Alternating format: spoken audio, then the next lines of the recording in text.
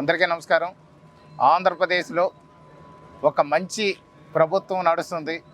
గౌరవ ముఖ్యమంత్రి నారా చంద్రబాబు నాయుడు గారు, ఉప ముఖ్యమంత్రి వర్యులు శ్రీ కొణిదెల పవన్ కళ్యాణ్ గారు పూర్తి స్థాయిలో సుపరిపాలన ఆంధ్రప్రదేశ్ ప్రజలందరికీ కూడా అందజేస్తున్నారు.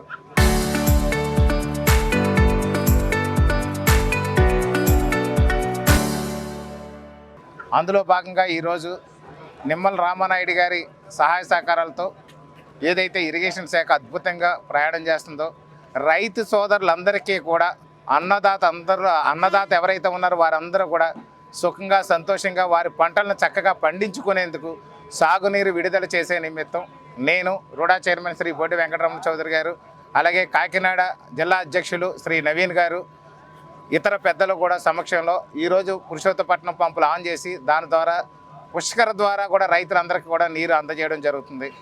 ఈ కార్యక్రమం అంతా కూడా అన్నదాత సంతోషంగా ఉండాలి, అన్నదానికి అన్ని విధాలుగా కూడా అండగా ఉంటుంది ఈ యొక్క కూటమి ప్రభుత్వం అని తెలియజేస్తున్నాం.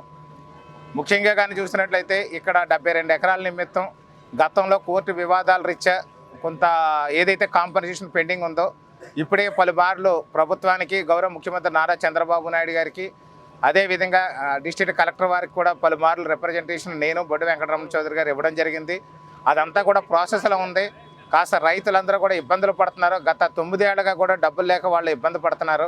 ఇది మరోసారి నేను బొడ్డి వెంకటరమణ చౌదరి గారు, అదేవిధంగా కాకినాడ తెలుగుదేశం పార్టీ జిల్లా అధ్యక్షులు నవీన్ గారు, అలాగే జగ్గంపేట మన శాసనసభ్యులు శ్రీ మన జ్యోతుల్ నెహ్రూ గారు అందరూ కలిసి మరోసారి ముఖ్యమంత్రి గారి దృష్టికి తీసుకెళ్ళి ఖచ్చితంగా వీళ్ళందరికీ కూడా పరిహారం అందేటట్టు చేస్తామని ఈ సందర్భంగా తెలియజేస్తాం. Thank you.